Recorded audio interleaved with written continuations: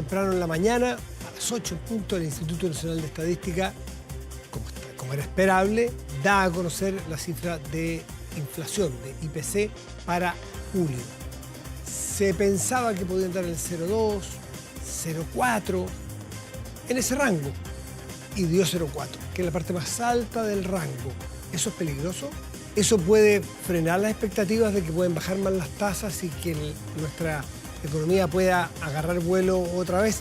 Preguntémosle a Alejandro Ursúa, que es analista económico de la Universidad Andrés Bello. Alejandro, gracias por estar aquí. Muy buenas noches. Hola Matías, ¿cómo estás? Buenas noches. Muchas gracias por la invitación. ¿Cómo cayó en el mercado este IPC no tan alto como hubo meses anteriores, pero en el rango alto de lo esperado? Efectivamente, las expectativas del Banco Central hablaban de un 0,1 hasta un 0,4, que era el techo máximo de expectativa, siendo la media un 0,2. Entonces, de alguna manera, también todo el rango más alto. Pero de alguna manera nos damos cuenta que efectivamente empieza ya a ser sistemática la baja de la tasa, de la presión inflacionaria. Solamente muestra un botón. Julio del 2022 teníamos una inflación de un 1,4 anual y hoy día fue un 0,4. O sea, ahí tenemos ya solamente un punto de diferencia. Tenemos una tasa, una inflación acumulada en lo que ya los últimos 12 meses de un 6,5%, y eso hace ver que efectivamente las proyecciones de inflación hacia fines de año van a estar en torno a lo que decía la presidenta del Banco Central, Rosana Costa, en torno al 4 o el 4,2%. Eso, por lo tanto, partamos por ahí. No, a tu juicio, no hace peligrar la meta a fin de año ni que volvamos atrás en el camino tan doloroso que fue el inflacionario. A ver, es difícil. Nosotros hemos visto también cómo en forma paulatina se han ido normalizando una serie de faenas productivas, de procesos productivos, de abastecimiento de oferta, que de alguna manera habían sido los principales precursores, ¿no es cierto?, de estas crisis principalmente de inflación sostenible. ¿Ya? De hecho, hemos visto lo que nosotros denominamos la inflación sin volátiles, que esta inflación, ¿no es cierto?, cuando sacamos los productos alimenticios, los costos energéticos, hemos visto que de alguna manera esta presión de inflación sin volátiles se había hecho mucho más permanente en toda la economía, y hoy día efectivamente también está empezando a bajar. El mes pasado fue un 0%, este mes fue un 0,3%, y tenemos una anualizada de, ¿no es cierto?, 9,1 a un 8,5. Entonces, efectivamente estas tasas ya están también empezando a ceder. ¿Y qué fue lo que explica este 0,4 y no 0,2 o 0,1? ¿Por qué? Principalmente tenemos los principales, hay que recordar esto, ¿no es cierto?, que a la gente que nos está viendo que son 13 divisiones que calcula ¿no es cierto?, el gasto familiar chileno en estas 13 divisiones. Entonces tenemos desde arriendo, gastos de cuentas básicas, transporte, comunicación, etcétera. Y las que subieron fuertemente fue esta vez el 70% de estos incrementos de precios fueron alimentos, en donde la subdivisión de carnes, principalmente carne roja, tuvo un incremento de 3,5%, y también los productos de hortalizas, y en donde ahí los tubérculos, las papas tuvieron un incremento de un 20%, pero obviamente las hortalizas eran un 3%. Entonces, de alguna manera, eso, con otras divisiones que van variando y van bajando, hace, ¿no es cierto?, que lleguemos a este gran número. Por eso mucha gente que de pronto nos ve en las casas y dice, oye, pero ¿cómo? Si yo fui a la feria o yo fui al supermercado y encontré que los productos estaban mucho más caros, porque a lo mejor, puntualmente, ese producto que esa familia compra en mayor medida, cuando yo lo llevo al promedio, ¿no es cierto?, lo que gastamos los chilenos, tiene, ¿no es cierto?, a lo mejor un menor peso. Eso es un poquitito lo que explica este proceso inflacionario. Y si nos pasamos a algo que es sumamente relacionado, porque son las tasas de interés. Vimos hace muy poco que el Consejo del Banco Central, de manera unánime, rebajó las tasas, si no me equivoco, en 1,5 puntos. En un punto completo. Un punto completo, llegando a ser la baja más grande en 14 años, si no recuerdo mal en la noticia. ¿Cómo ves tú el devenir de la tasa en lo que queda de año? Porque la tasa de interés le pega muy directamente. Muchas personas están esperando o pedir un crédito hipotecario o pedir un crédito de consumo o un crédito de enlace para poder hacer su negocio, comprar una máquina, un refrigerador, en fin. A ver, técnicamente, cuando hablamos de la principal función del Banco Central, está mandatado constitucionalmente para mantener a raya la inflación, ¿ya? Estabilidad de precios, le llama, entiendo la ley. Exactamente. Entonces, lo que hace esto, de alguna manera, para que la gente no entienda, lo que hacen es, y esto funciona más bien como los antibióticos, ¿ya? Vale decir, yo aplico una medida y pasan empiezan a pasar ya la tercera semana, al mes y medio, recién los elementos que yo tomé empiezan a surtir cierto efecto, ¿no es cierto?, en el cuerpo humano. Pasa lo mismo con la economía. Tenemos en este caso, ¿no es cierto?, una inflación que ha ido siguiendo terreno. Estamos hoy día una anualizada de un 6,5% versus, ¿no es cierto?, el 12,3% que teníamos el mes de enero.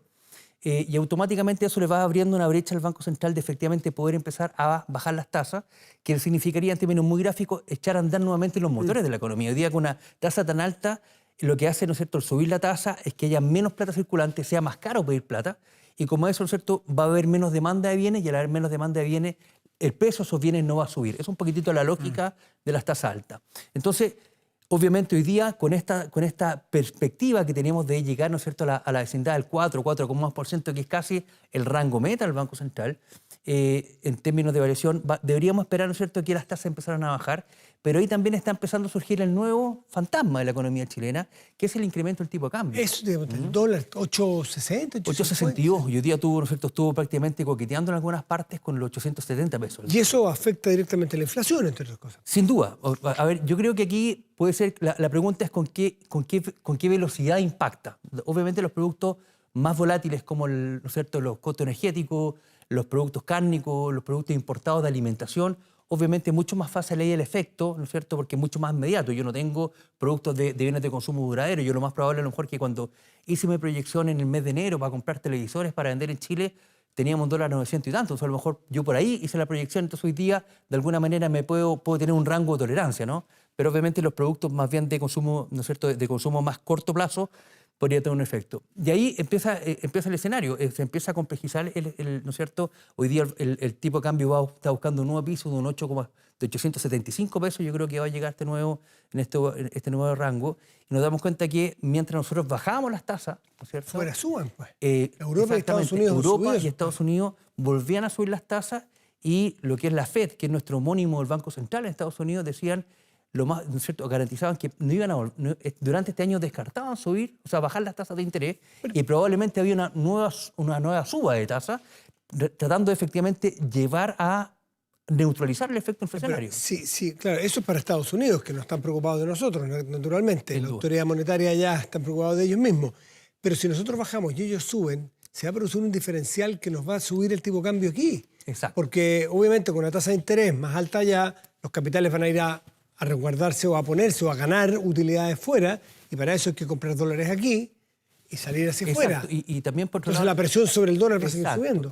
¿No es cierto? Y por otro lado tenemos el inversionista, ¿no es cierto?, extranjero, que dice, yo a lo mejor en llevar mi dinero a una economía emergente, Chile, Brasil, Perú, probablemente con 2% de tasa de diferencia no corro riesgo país, ¿no es cierto?, riesgo de colocación, de rescatar las platas, y la prefiero a lo mejor ganar menos pero más seguro. Y obviamente eso hace que entren menos productos. Por otro lado, cuando nosotros vemos el producto de las exportaciones de Chile, durante el mes pasado tuvimos una contracción de exportaciones de un 7,6%. De exportaciones. Estamos exportando menos. Menos. Porque además también nos damos cuenta que nosotros esperábamos, ¿no es cierto?, que post pandemia prácticamente el mundo de tener, ¿no es cierto?, una vorágine de consumo en donde nos íbamos a reactivar todo rápidamente, en donde China iba a seguir poco menos a comerse el mundo.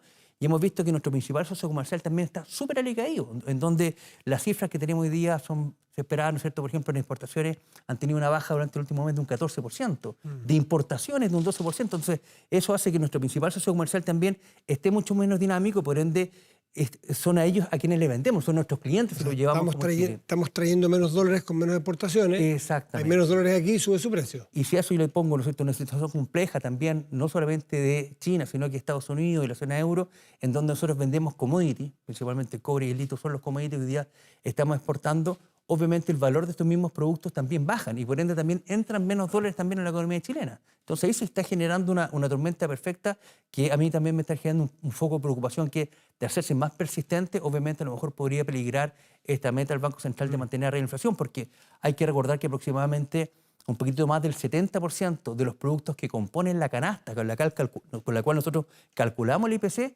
están indexados en dólares. Entonces, principalmente lo que más nos afecta en forma mucho más directa a la gente que nos ve en la casa son los productos importados, por ejemplo, como la carne. Aproximadamente el 80% de las carnes rojas en Chile son de origen importado, entonces por ende vienen en dólares.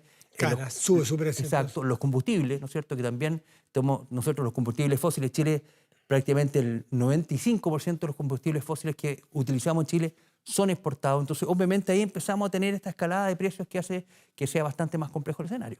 Es decir, si entendí bien, este escenario con el tipo de cambio eventualmente te hace pensar que, no que pone en riesgo, pero que te asusta un poco de que de que el tránsito de la inflación que venía bajando, y la presidenta del Banco Central dijo que llegaría en torno al 4% a fin de año, en una de esas puede fallar un poco esa proyección? Fruto de lo que está ocurriendo afuera y el Son mundo. siempre proyecciones, entonces obviamente puede bajar, hay que ver que... ¿Puede bajar más lento de lo que pensábamos? Exacto, el último IPOM, por ejemplo, que es el informe de política monetaria del Banco Central, también hablaba que iba a haber una economía, un comercio exterior mucho más activo de lo que efectivamente ha sido. Vemos también a Estados Unidos bastante alicaído en ese factor. Vemos a China efectivamente en problemas. Entonces, la pregunta es, hoy día a nivel mundial, ¿quién toma la posta de China? India hoy día le falta muchísimo, en términos, ¿cierto?, de Producto Interno Bruto es muy lejano lo que puede ser la economía china. Se proyecta prácticamente lo que era China hace 25 años atrás, 30 años atrás, en términos de PIB. Entonces, obviamente, eso hace difícil ese escenario. Entonces, hay que estar muy, muy cauto. Y efectivamente, hoy día, lamentablemente, vamos a tener, ¿no es cierto?, un año económico con contracción. Yo creo Eso, ¿y crecimiento por último? ¿Cómo lo ves? Yo creo que este año prácticamente estamos firmando una contracción de un 0,5%, bajo mi juicio. 0,5 negativo. 0,5 negativo. Decreciendo. De crecimiento.